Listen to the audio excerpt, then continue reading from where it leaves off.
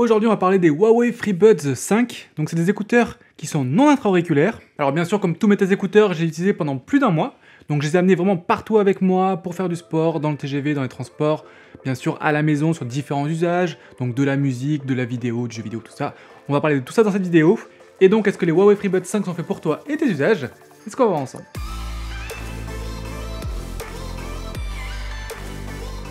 Bonjour à tous, c'est Kevin, bienvenue sur la chaîne e-Bordelais, et donc aujourd'hui on s'intéresse à mon test complet des Huawei FreeBuds 5. Comme toujours, on va commencer par faire un tour du produit. Déjà, comme on peut voir, c'est un boîtier qui est assez compact, qui a une forme de galet, qui s'ouvre voilà, vraiment assez bas ici, ce qui permet de bien les attraper. Ça a souvent été un souci pour les écouteurs Huawei, on avait un petit peu de mal, ou alors il fallait avoir la technique pour attraper les écouteurs. Là, vraiment aucun souci, je le prends, ça vient tout seul.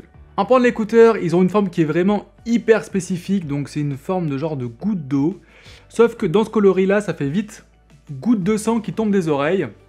Bon, c'est censé être en fait assez bien équilibré parce qu'on va voir en fait plus ou moins une partie ici qui va se retrouver ici, donc ce qui fait que normalement en fait on va avoir un bon maintien dans l'oreille. On parlera tout ça dans la partie sport, mais c'est vrai que le design va vraiment pas laisser indifférent. Je vous ai d'ailleurs demandé sur Instagram qu'est-ce que vous en pensez. Et je dois dire qu'il y a 20% d'entre vous qui aimaient bien, et les 80 autres %, ils n'ont pas du tout aimé. Ils ont voulu faire un petit côté un petit peu bijou, un petit peu différent, et c'est vrai qu'en particulier avec ce coloris-là, c'est pas forcément la meilleure idée. Sur l'écouteur, on pourra mettre aussi un petit embout en plus en plastique, ce qui va permettre de normalement avoir un meilleur maintien, mais surtout de mieux isoler le son. Donc voilà, c'est ce genre de petit truc-là. Tac, on va pouvoir mettre comme ça ici. Et donc avec ça, on va avoir une meilleure normalement isolation passive du bruit. Niveau confort et maintien, ça va être bien jusqu'à un certain moment. Vu que c'est des écouteurs qui sont non intra-auriculaires, c'est des écouteurs donc qu'on dit open fit, donc qui vont pas boucher l'oreille, forcément c'est hyper confortable. À la longue, par contre, malheureusement, vu qu'on va quand même avoir pas mal de poids sur le bas de l'écouteur ici, ça fait qu'on va avoir beaucoup de poids qui va être mis sur le bas de l'oreille, donc vraiment sur le bas de l'écouteur ici. Ce qui fait qu'après 2 heures d'écoute, déjà, on va commencer à sentir les écouteurs plus que nécessaire, plus que les concurrents en tout cas. Donc en gros, si vous portez des écouteurs sur des courtes durées, pas de souci. Par contre, si vous voulez les porter 2, 3, 4 heures, là attention. Surtout qu'en plus, il faudra faire attention à la batterie aussi, on en parlera juste après. Niveau maintien, quoi de mieux que de les tester en utilisation sportive? On se retrouve tout de suite dehors.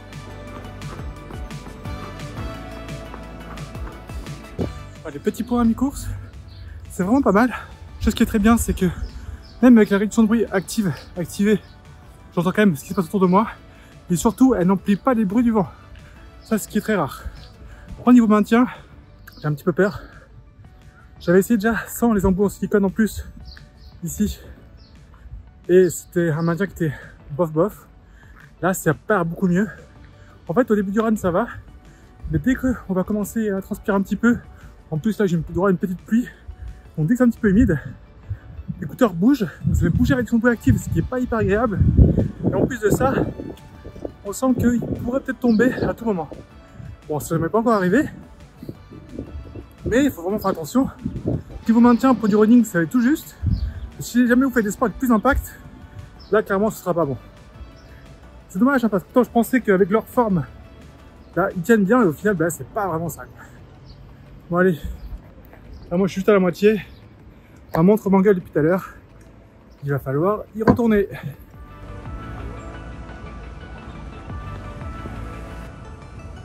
Pour ce qui est de la connexion, on va avoir droit à 3 codecs Bluetooth, donc du USB-C et du AAC comme tout le monde. Mais on aura aussi un codec haute définition, donc le LDAC, qui sera bien sûr compatible avec tout ce qui est appareil Android, mais pas avec les iPhones. L'application est disponible sur iPhone via l'App Store et sur Android via le site de Huawei. L'application n'est pas disponible sur le Google Play Store, mais bon, ça se télécharge très bien, ça se trouve très facilement. Donc voici comment elle se présente. On va donc avoir droit déjà à la batterie du boîtier, donc là j'ai 13% et des écouteurs qui sont à 100%. Ensuite, on va pouvoir sélectionner la réduction de bruit. J'ai vraiment testé un paquet. Les FreeBuds d'ailleurs depuis la version 3, ils proposaient aussi la réduction de bruit active. À chaque fois, on sentait rien du tout. Là, on commence à sentir un petit peu. Notamment dans le TGV, mais aussi un petit peu au bureau. Ça va vraiment éliminer les petits bruits sourds qu'on a en fond. Donc en gros, imaginez un bruit de climatisation à peu près. Donc ça va vraiment pas du tout être au niveau des écouteurs qui sont intra-auriculaires. Vraiment même à moins de 100 €, on en trouve des plus efficaces en réduction de bruit active. Mais à chaque fois, ce sera des écouteurs intra. Donc qui bénéficient déjà d'une bonne réduction de bruit passive. Là ici, ça va vraiment être adapté pour couper un petit peu les bruits sourds dans les transports.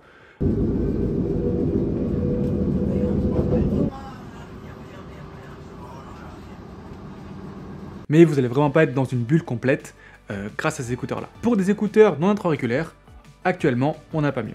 On va pouvoir après sélectionner le mode, donc ça c'est ce qui va permettre de pouvoir adapter la réduction de bruit active en fonction des bruits aux alentours. Dernier truc à dire là-dessus d'ailleurs sur la réduction de bruit active, en fait j'ai trouvé ça un petit peu dommage parce que on sent qu'elle bosse, on sent qu'il y a du gros travail qui est fait, mais malheureusement on l'entend ce travail-là. Ce qui fait que des fois on va avoir des petites coupures, ça m'est beaucoup arrivé à gauche et un peu moins à droite, c'est bizarre ça. Mais voilà, en gros comme je vous ai dit que le maintien n'est pas non plus terrible et que du coup l'écouteur bouge, donc ça fait des bruits qui sont captés par les micros de l'écouteur qui travaillent sur la réduction de bruit active, ce qui fait que souvent on va avoir des bruits parasites. Et ça c'est un petit peu dommage. Surtout quand on bouge pas. En marchant ou en courant, à la limite on se dit ok bon c'est pas des écouteurs intra, ça peut se comprendre. Mais lorsqu'on est juste assis dans le TGV, là franchement c'est chiant.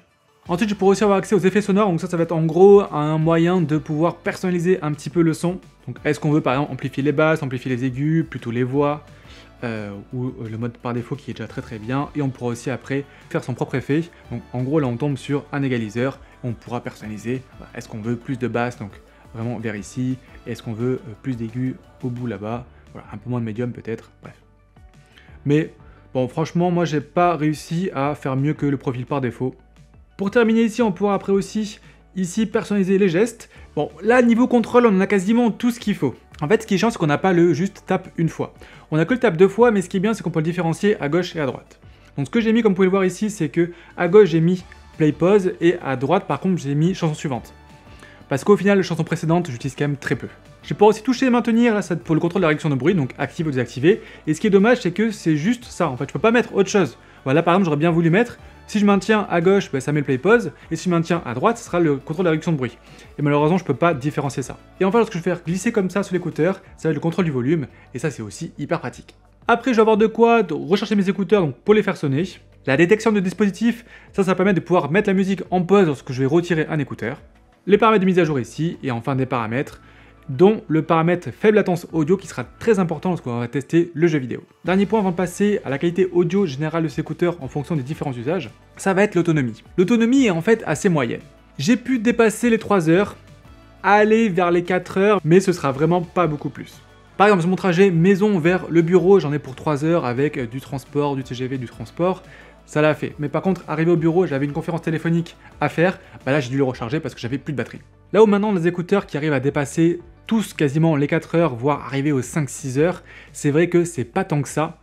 Surtout quand on voit le design de l'écouteur et à quel point il y a de la place pour mettre une batterie qui est plus grosse que sur un écouteur normal.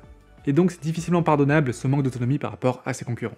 Alors pour ce qui est de la qualité du son, ça reste quand même des écouteurs, forcément, on a envie de savoir ce que ça donne en écoute de musique. Alors, il faut savoir que, encore une fois, pour des écouteurs non intra-auriculaires, c'est plutôt pas mal. Et pour des écouteurs non intra, ce qui est le plus dur à faire, ça va être les basses, et j'en ai. Surtout si on active le mode qui va permettre de augmenter un peu plus les basses, là vous en aurez vraiment. Après, encore une fois, ça reste des écouteurs non intra-auriculaires, donc on n'aura pas cet effet de rondeur vraiment, cet effet qui va venir nous taper en fait dans le coffre. Mais pour ce type de produit, ça reste très bien. Pour ce qui est des films, j'ai une bonne stéréo, donc j'ai une bonne immersion, ça c'est chouette. Donc ça veut dire que tout ce qui est fait de gauche-droite, tout ce qui est vraiment son d'immersion dans les films, ça marche très bien. Pour du jeu vidéo, là j'ai particulièrement été agréablement surpris par le mode de faible latence qui nous permet de pouvoir jouer très confortablement, même à des jeux nerveux. Donc certes, on sentira une toute petite latence, mais ça reste vraiment jouable, contrairement à beaucoup d'autres écouteurs. Et enfin pour ce qui est qualité du micro, voici un test en conditions calmes et en conditions bruyantes. Et donc là on a un environnement calme avec le micro de la caméra, et on passe sur le micro des écouteurs pour que vous puissiez avoir une idée de ce que c'est, le son du micro des FreeBuds 5 en environnement calme. Et on revient sur le son de la caméra, et cette fois-ci je vais mettre un gros bruit de ville. Voilà, donc là comme vous pouvez l'entendre, on l'entend vraiment assez fort.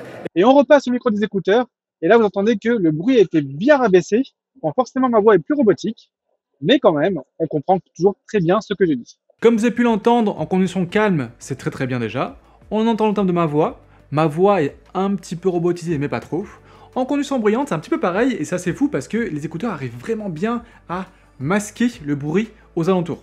Ma voix est forcément un peu plus robotisée mais ça reste vraiment hyper compréhensible et je pense beaucoup plus agréable pour votre interlocuteur que beaucoup d'écouteurs sur le marché. Et du coup, est-ce que les Huawei FreeBuds 5 sont faits pour toi?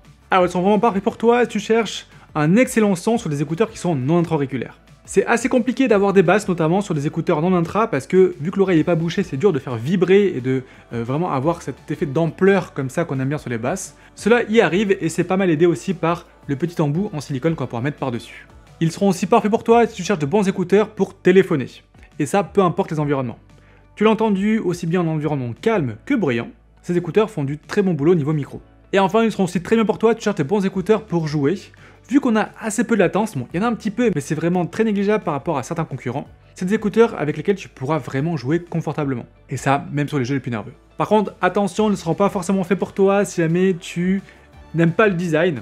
Et ça, je pense que vous allez être plusieurs, voire, comme je dis, si on en tient à ce que j'ai eu sur Instagram, il y a 80% des gens qui n'ont pas aimé le design, il y en a 20% qui ont trouvé ça plutôt sympa. Bon, après, forcément, avec cette couleur-là, c'est encore pire, hein, je dois dire. Ils existent aussi en blanc et en noir, c'est déjà quand même plus discret et je pense plus passe-partout que ça. Ils ne seront pas non plus faits pour toi si jamais tu cherches des écouteurs avec un excellent maintien. Alors ça, j'étais vraiment déçu parce que je me suis dit, avec ce design-là, c'est sûr, ça va bien tenir, ça va être bien équilibré, tout ça. Et en fait, non, ça bouge quand même pas mal. Même avec l'embout en silicone, c'est pas forcément mieux. En courant, je vous l'ai dit, malheureusement, dès que l'oreille commence à transpirer un petit peu, ça glisse. Et enfin, je te déconseillerais aussi si jamais tu cherches des écouteurs avec une excellente autonomie. Bon, certes, on peut se recharger 3 fois dans le boîtier, mais au final, l'autonomie comprise entre 3 et 4 heures, c'est quand même pas grand chose, surtout quand on considère la taille de l'écouteur. En conclusion, c'est un produit que je me suis beaucoup amusé à tester parce que déjà le design, il laisse pas indifférent et ça c'est chouette. Donc voilà, on a un vrai parti pris de Huawei, il ressemble à aucun autre écouteur sur le marché, donc déjà c'est bien. Bon, après, voilà, une fois dans l'oreille et une fois qu'on voit le regard qu'ont les autres sur nous lorsqu'on porte ces écouteurs, bon, on se pose quand même quelques questions. Est-ce qu'au final c'est une bonne idée d'avoir ce design là de goutte d'eau ou autre chose? Niveau son, c'est bien, niveau qualité de micro, c'est bien aussi. Malheureusement, moi des écouteurs, j'utilise que quand je bouge, que quand je me déplace, et donc le fait que de pas avoir un excellent maintien, ça me fait peur.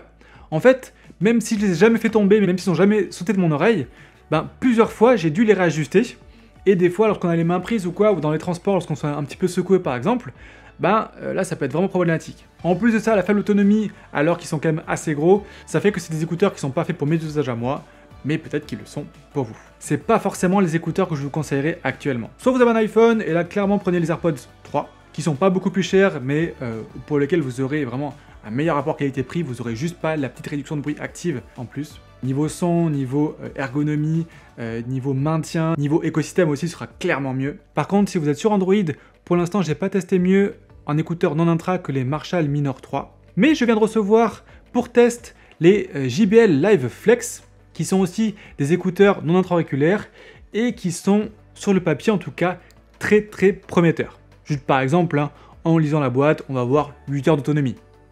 Donc c'est plus de 2 fois plus que cela. Donc bien sûr, pour ne pas rater le test de ces écouteurs-là, il faudra s'abonner. N'hésitez pas à poser toutes vos questions en commentaire, j'y répondrai avec grand plaisir. Pensez à mettre un petit pouce vers le haut si la vidéo vous a plu et vous a aidé, ça motive vraiment. Et nous, on se retrouve très vite, en live ou en vidéo.